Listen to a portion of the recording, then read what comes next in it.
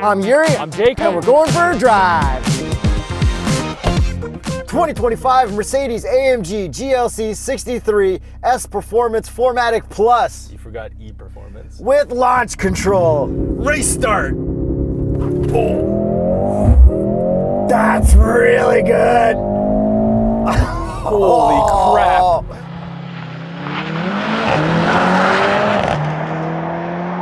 I've not experienced a launch like that in a while. No, wow. Horsepower and torque.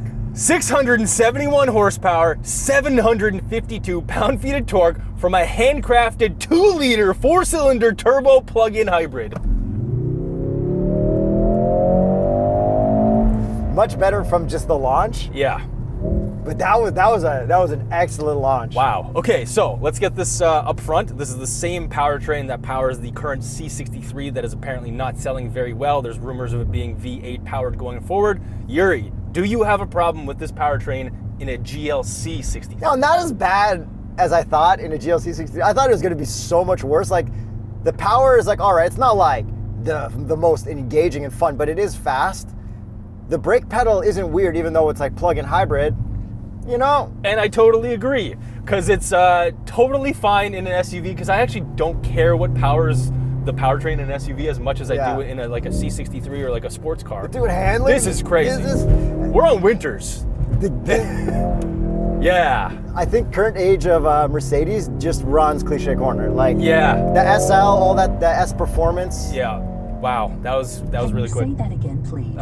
That's okay. They don't run the infotainment. I turned on that feature. I like it. Okay, so I did previously briefly drive the C63, and I was kind of furious at the powertrain in that car. But in this, totally fine. Because I think the people who buy this, they're just buying the top trim. They're not necessarily buying it for the motor. You know, I saw one Australian guy, he said, does AMG make the motor or does the motor make AMG? Ooh. And I'm going to steal that from him, which he's probably stole it.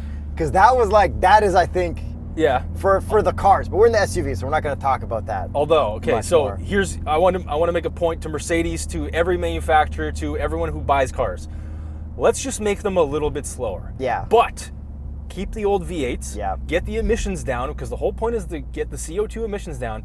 Let's get the power down. We can do that whole 70s muscle car era, which we never lived through. But I think these days I would be totally okay with to not have these little 4 cylinders powering everything. Yeah. We get a little bit slower V8. Let's drop 100 horsepower. Yeah, and then make the price go down, because now you don't have to wring out every little horsepower out of it. Okay, so here's the thing. I'll downshift it and I'll floor it. That was... And I feel like in a previous GLC, I would have had to shift twice. Yes. And it's just like, it's not fun. Yeah, I know. As fun. It's instant torque. It's crazy. Like any gear. Like mechanically, it's good.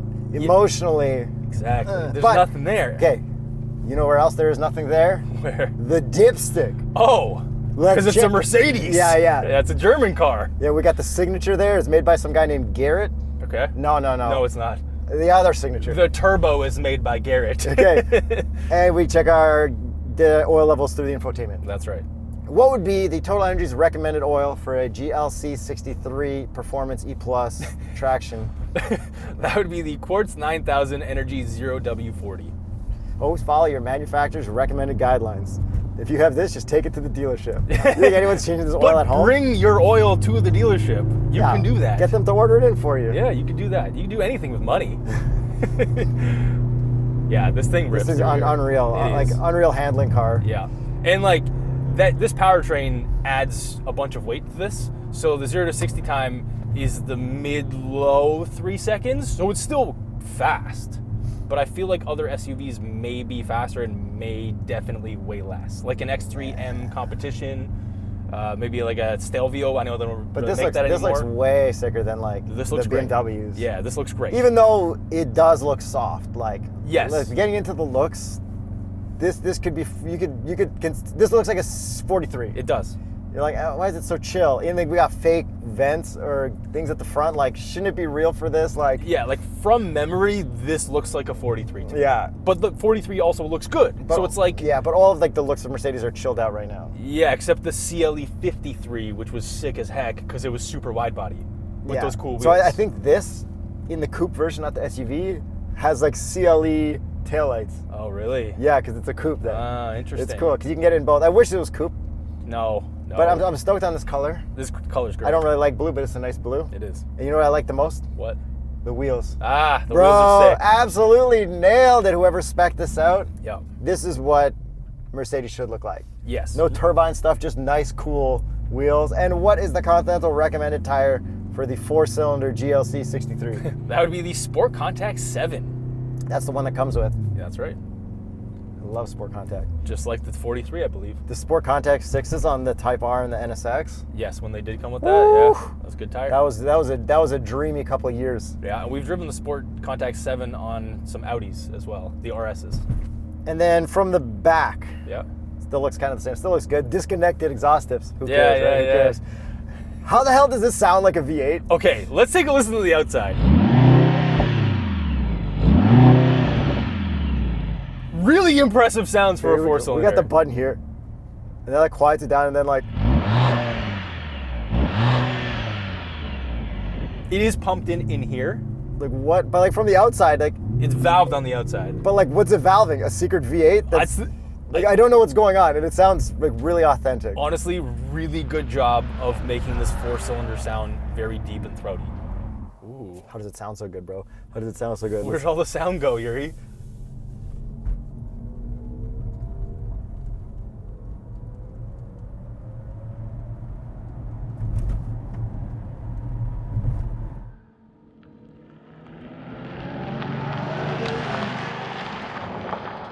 That's pretty- pretty good for yeah. electric. So it says we can do 13 kilometers of electric only range, and we are at about 100% right now that we charged ourselves because I ain't plugging this in. Yeah, this thing can self-charge. Just drive into race mode. I got it back up to 100%. Yeah, you got this button here when you're in different modes, and you can like click how much regen. Yeah, and if you have too much battery, it won't let you do that because there's nowhere to put the capacity in the battery. Yeah. And there's less trunk space because of the battery as well. Yeah, but it's still like a decent amount. I think it's the same, if not very similar to the GLC350E, because that had like a way bigger range, but obviously didn't have the power. But if you keep this thing in auto, like if you're just like Yeah. a person just driving it around because you bought the top trim and you like red badges, Yep.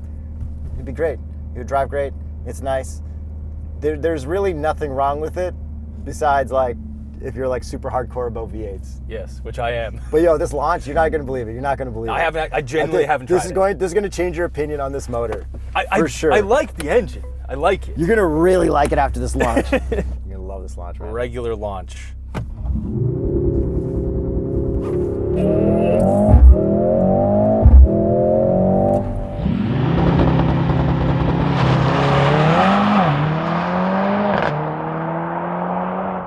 It's ridiculous. That's really like, good, eh? like the way it. Oh my! I'm still. Like it's definitely. Let go of me, Mercedes, please. I For think, the love of. I There think we it's go. definitely faster than like that Wow. first like E63s wagon that I launched back in the day that I lost my mind over. Same. I remember. Well, I mean, that's the reason. That car is the reason I own an E55. Yeah. AMG But I mean, wagon there's right something now. about that I think I was happier with. But this is. Oh yeah, this but is the great. V8. Yeah, It's yeah, 4 extra cylinders. Yeah. An extra bank. Okay, let's see if I can Did they change the remember. size of the cylinders since it's like the displacement is similar, 2 to 4.4, right? I'm gonna try and not race start it, but use manual and see if I can catch the shifts. I bet you it's going to be so slow off the line. Okay, so the shifts are quick enough that you can actually catch them. Yeah. Pretty impressive. 9-speed multi-plate clutch auto. Pretty damn good.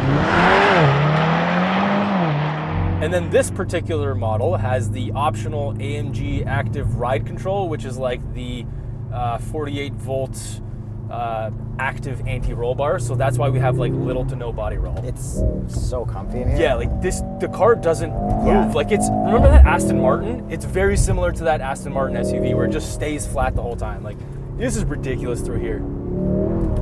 On winters too. Yeah. How And dare they? It almost wanted to like give me a little bit of rotation. Speaking of that rear axle, that is where you get the electric motor. So it's like 200-ish horsepower straight to the rear axle.